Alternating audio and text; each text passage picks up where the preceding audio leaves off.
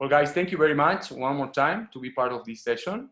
Well, I will present all the people who is with me, all of my friends around the world. Uh, Marie, she's from France. Hello. Christine, she's from Singapore.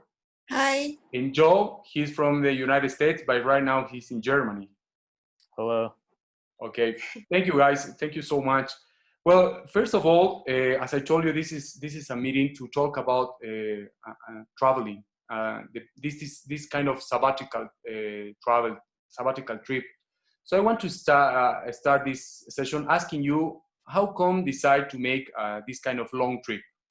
What was your inspiration? What was your motivation to start of make this kind of trip? Joe, what? Okay.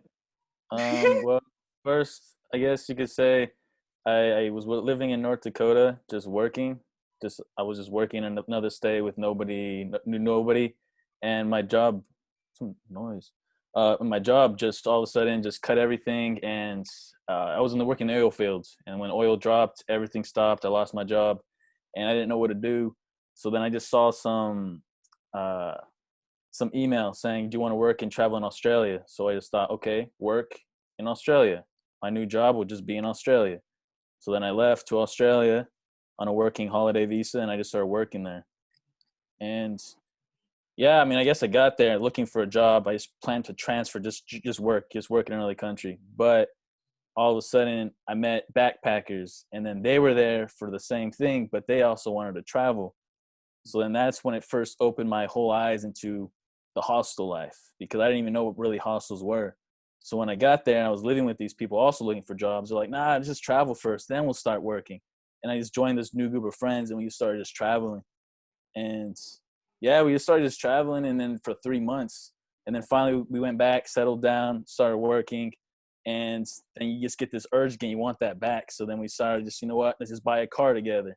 And then we started just camping everywhere in Australia. And it just, I don't know, I could keep going on forever, but I guess that's how it began. Perfect. Thank you, Joe. Chris, how come you decide to make this decision about making this long trip, this sabbatical trip? For me, I have dreamt about this for a long time, since school days, but never really get to it because didn't think about solo traveling. But then when I took my first step quite a few years ago, I stayed in a hostel. I met people who are doing it, and it becomes normal. Like, it becomes possible, it becomes like it's doable, and you kind of give yourself permission to enjoy it and to experience it and explore it further. So that's how I got started. Yeah. Marty, you? Me, I always wanted to travel when I was in school, a child. In school, I always wanted to travel when I was bigger.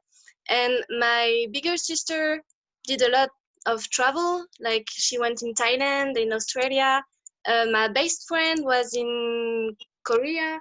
And so all around me, I saw people traveling. And so I was like, oh, I want to do it too, because it's amazing.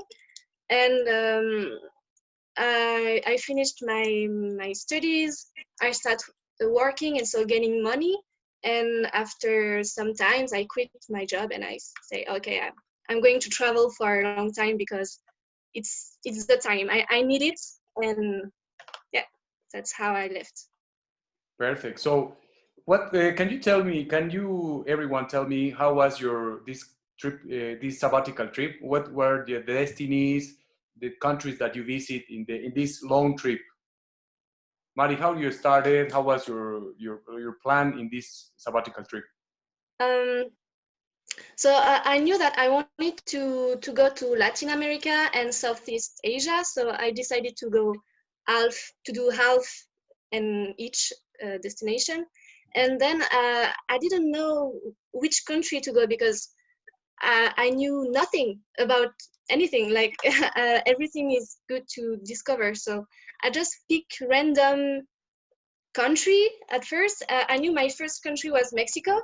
And then I was like, I don't know where to go, and I will see what to do next. Like day by day, I was maybe I will go there and there, and yeah, just I follow what I wanted to do in the day. And but I knew that I wanted to go to Mexico, Colombia, Peru, and then Southeast Asia, so Thailand, Vietnam, Laos, and Cambodia. And so, do you want to know which country I did at the end? Yeah, it's okay. Which countries did you visit? In this case, So, Nepal, right? so at the end, I went to Mexico, Mm-hmm. Cuba, Colombia, Peru, and then Philippines, Bangkok, Vietnam, Cambodia, and Laos in Perfect. 10 months. Perfect. Chris. I started my trip 2 years ago. It was meant to be 2 months trip, and it got extended. Usually, I'll do my trip like plan it, like knowing where I'm going, which countries I'm spending how much time, and which country I'll be flying to and flying out. But then along the way, you meet people, and I met a traveler. He's from Canada, and he was telling me like Marine is like, oh, it can be anywhere. Just follow, go with the flow. So when he shared with me his travel plans, like, oh, I don't know, it can be New Zealand, it can be Bali, it can be Africa. There's a reaction. I felt really excited, and it felt really free to travel this way. So I extended my trip to do random traveling. And I think over the past 2 years, I should visit around 25 countries, I think. But the first 4 months was really, really intensive, and it was really too fast. So on the second part, I did it in a slower pace and just enjoy the place longer than I usually do. So basically, I started in Europe. I went to US and South America. Yep. Perfect. Joe. Wait, so I'm confused about the question. So, Which countries wait, did you visit? Which countries did you visit in this sabbatical trip? like The last one the that you which made trip? in South America. In the South America, I think it's would be All right, the South. Oh, I'd say the one in South America. Yeah, I went to Colombia, Paraguay, Uruguay, Chile, Argentina, Peru, Bolivia, Ecuador. Yeah. How long I did went your sabbatical trip long? oh, that one lasted what 2 years and 2 years and a few months. Yeah, 2 years and a few months. Wow. Yeah, Nice. yeah. That was quite a long trip. Yeah, and then I So just went home, I guess, for 4 months, and then I started this new trip. now you are going to make Europe, Amazing. right? Yeah, that's why I've been here. I've been here for 4 months now. It's already been 4 months. I'm on my 5th month now. But it's just Wow. Corona time, so it's like Corona time. Yeah, Yeah. Well, you have to stay safe and stay at home, right? Until yeah, every. exactly. I've been stuck here for the past month. Wow. Well, guys, and something that is very well, when you plan your trip, any kind of trip, the first thing that you plan is where I'm going to stay. And normally, all the people, I guess, we try to look for the most comfortable, the most private location, the most private, I don't know, hotel of any kind. But I don't know, 2 years, 2 years it sounds very long time to pay an hotel. How do you stay? Where do you stay in this time? Which were your decision in places to stay? Which were your options? Joe, where do you stay in this long trip? Oh, Why you so stay in those places? okay, so first, there's so many different options to stay in different places. Like I could tell you a few because it changes depends on what I'm doing. So you have hostels if you want to stay on a very low budget. So you share a room with people. You got Airbnb, which is also really good if you want something private. You also got let's see, if you're gonna stay somewhere for a little bit longer, you could also go to a hostel and start talking to the locals, see if there's a rent. You could rent a place for very cheap as well, and that's usually just brings the cost really low. Then you got couch surfing, which is really good and that's free. Sometimes you never know, you could have your own room too. Mm. What else? Um, yeah, I mean, I guess also friends as well. Alojamientos, those are Ah, really cheap places to stay. So yeah, I guess, but yeah, it just depends. I'll stay in hostels if I want a place and I want to party, I want to meet people. if I want to stay in a place and work or just to relax, get my head straight, I'll get an Airbnb, or couch surfing if the country's really expensive. So yeah. Chris, you? Mostly hostels, very little Airbnb unless I'm meeting friends and we want some privacy. And couch surfing, I tried twice or 3 times. I still prefer hostels. Yeah, I Perfect. think it's my favorite choice. Yep. Mary?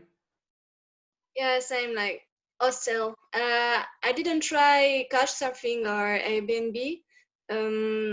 I heard couchsurfing works pretty well, but I don't know why I didn't try.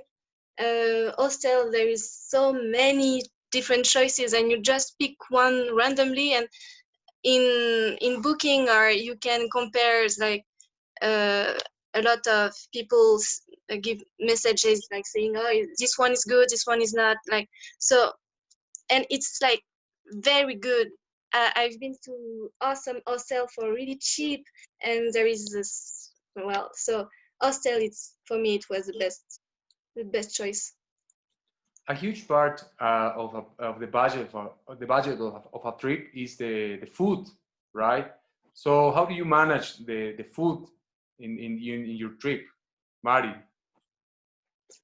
Uh, I tried a bit. I tried to cook by myself because you eat a lot in different places like restaurants or street food or something. So I tried to cook by myself, but it didn't last long because it's so easy to just go out and pick a restaurant and eat everything. You can find everything, especially for example in Thailand, in Bangkok, the street food is everywhere and you can so easily find amazing food. So, but yeah, I ate in restaurant like mostly every day for every meal.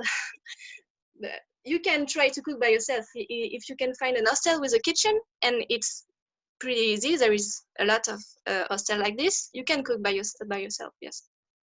Perfect. Chris? I seldom cook, but it depends on the countries.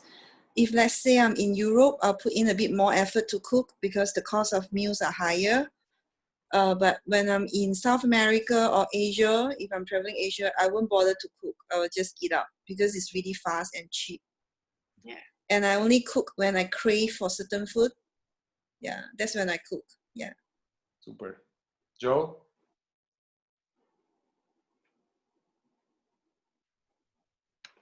Yeah, like Christine said, I pretty much, it depends on the country. Like here in Europe, I've been mostly just cooking myself, but I'll still go out to eat in the restaurants just to try the actual food if I to get the option. But like in South America, usually I'd be eating out. But even then, I like to still eat in like breakfast, not every single meal out, because it's just cheaper for one, and two, because it's usually healthier to eat inside. Because otherwise, it's all kinds of boiled out brasas every day. So Yeah. Yeah, totally true. And well, a huge question, it's the parties, right? Because you are traveling, you are meeting with people, young people, old people, and of course you want to feel the vibe of the cities, of the places. And when you go out, normally the parties outside are kind of expensive normally. How do you manage that situation? Do you went to parties? Did you try to avoid them? How do you manage your budget inside this kind of in this specific topic? Joe, how do you manage that? Parties, yes. Pre-game, that's pretty much the key. Just you have to pre-game, because I didn't realize, like in Australia, I guess that was my very first long trip, and I didn't realize it's actually a very expensive country. But it's not as expensive as people think. Just the alcohol, if you eat out, if you drink out, it's very expensive. But they have, you drink goon, which is just boxed wine. So you get wasted for $10. So you get wasted by one beer, two beers at the bar, and you have a good night. Perfect. In South America, Oh, in South America, I mean, I'd still drink beforehand. You still like buy a bottle and drink before you go out, but you don't have to get completely wasted before. Because you could still go out and buy 50 cents beers, or even just go out and just drink at the bar. Mm. So yeah, in South America is fine just to not worry too much about the budget. Perfect. Chris? I'm not a drinker, so I don't have such thing. I don't need to manage this. Yeah. And go parties, do you go to parties or you try to avoid them? Like sleep No, early or what kind of? I will go, but I don't need to drink. Mm. The most I'll just take 2 drinks, and that's really enough for me for the whole night. Yeah. Perfect. Mari? So it's not expensive for me. Of course, yeah, yeah. Yeah. Me, it really depends of the country and the vibes. It depends. Like in Mexico or in Bangkok, it was party all night long, and in Bangkok it's really easy because there is a huge street special for a party. So you just go and grab alcohol. Like it's like so easy and cheap. And I don't know. It depends.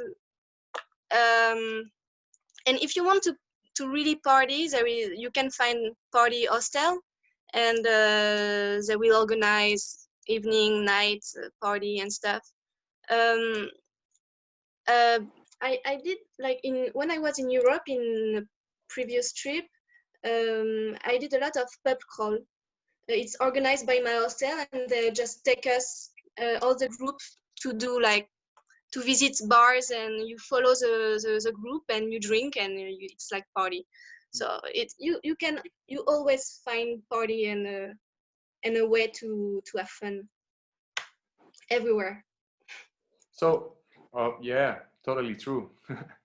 And what are the biggest lessons that you learn in this kind of long trip outside your home, outside your country, meeting new people all the time? What are the biggest lessons that you learn? Mari, how about you? Wow, that's a tough question.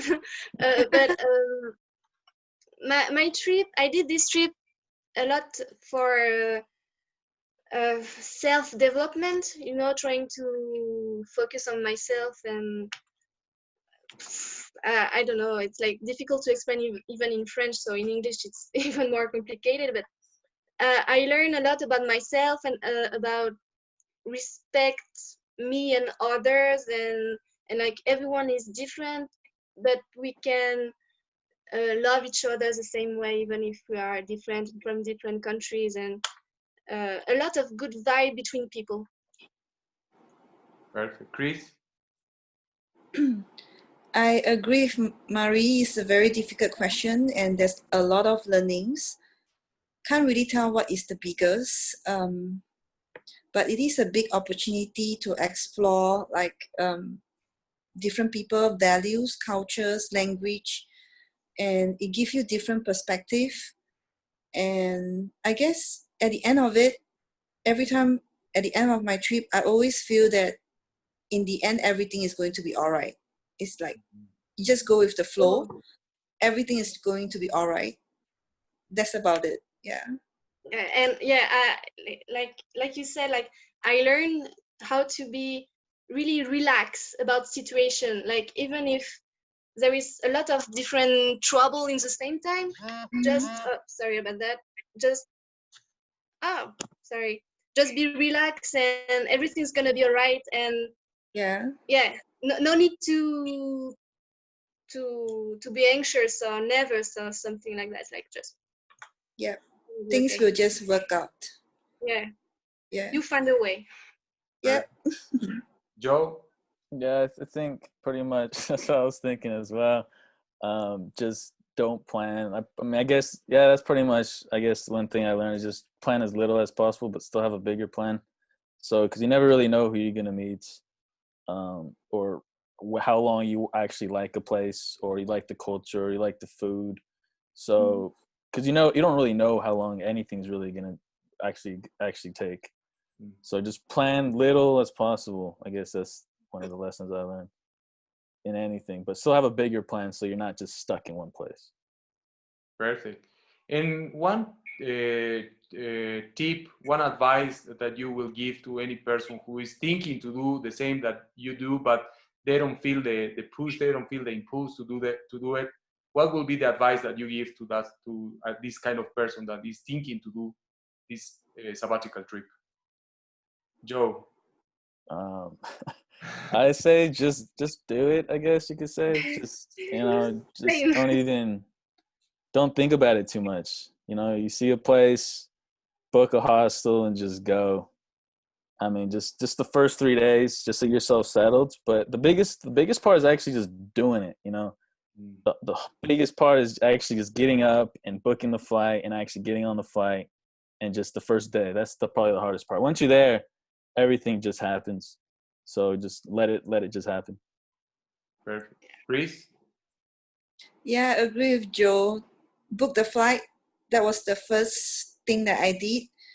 Show up for the flight, and then yeah, everything just fall in place, and it's an opportunity for you to actually observe yourself, like, and then you start to build more and more confident, and you can decide whether you love it, you want to do it more, or it's enough for you. So the first step is very important, and it's really just do it. Mhm. Yeah. Perfect. Mari? Yeah, I agree. But I understand that it can be difficult to do this first step. So for me, I talked with a friend for like 10 months, and I talked with her to prepare this trip because we wanted to do it like Together. together. Yeah, we wanted to go together on this trip.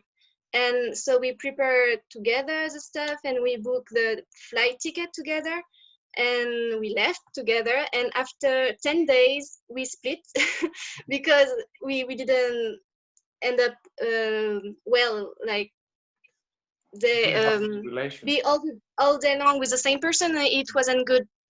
The two of us wasn't good, so we split. But I was in Mexico at this time, so okay, now I'm alone. Well, what should I do? Well, I keep going, and then you realize that it's pretty easy to traveling alone, and it's amazing, and you do amazing stuff, and each day you go, wow, today was amazing, so tomorrow will be amazing too, and you keep moving, and it's amazing. Perfect. And well, my last question is, well, you had amazing trips, very long trips, interesting trips. What is your next destination, Mari? What is your next trip? So because of the pandemic, I didn't have the chance to go to Thailand. So maybe I will start with that if I can do another trip. But I want to go to Australia. I want to go to Japan and Korea. I want to go to the United States.